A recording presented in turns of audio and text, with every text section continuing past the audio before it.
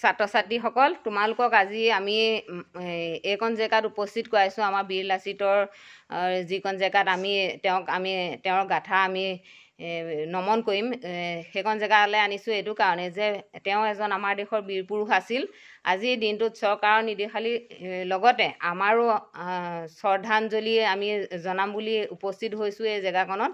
আৰু তোমালোকে লাচিতৰ বিষয়ে জানাই নহয়, তোমালোকক সেই লাচিতজন যিজন আমাৰ দেশৰ বীৰ পুৰুষ সেই লাচিতজনৰ গাথা তোমালোকক আমি ক্লাছত কৈয়ে আছোঁ আৰু তোমালোকে শুনিছা জানা সকলোৱে আমাৰ লাচিত বৰফুকনৰ বিষয়ে।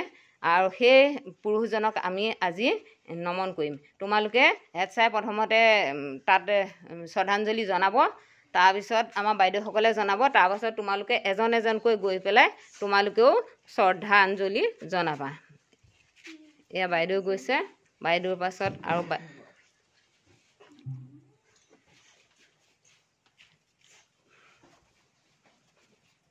আমাৰ দেশৰ বীৰ পুৰুষ নহয়নে লাচিত বৰফুকন? জানা নে নাজানা? জানিব লাগিব, আমিতো ক্লাছত কওঁৱেই, তেওঁ পাঠো আছে হয় নহয়? এতিয়া এজন এজন গৈ পেলাই তেওঁক শ্ৰদ্ধা জনোৱা।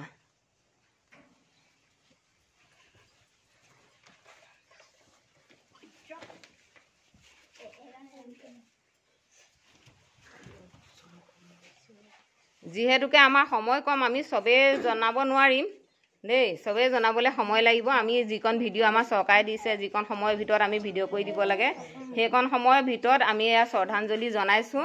তোমালোকে সকলোৱে পাছত কৰিবা, কিন্তু ভিডিঅ'টোত অকণমান সময়হে হয় আৰু আমি তেওঁক শ্ৰদ্ধাৰে কৈছোঁ। ময়ো শ্ৰদ্ধাঞ্জলি নজনালে ভুল হ'ব, গতিকে ময়ো শ্ৰদ্ধাঞ্জলি জনাওঁ।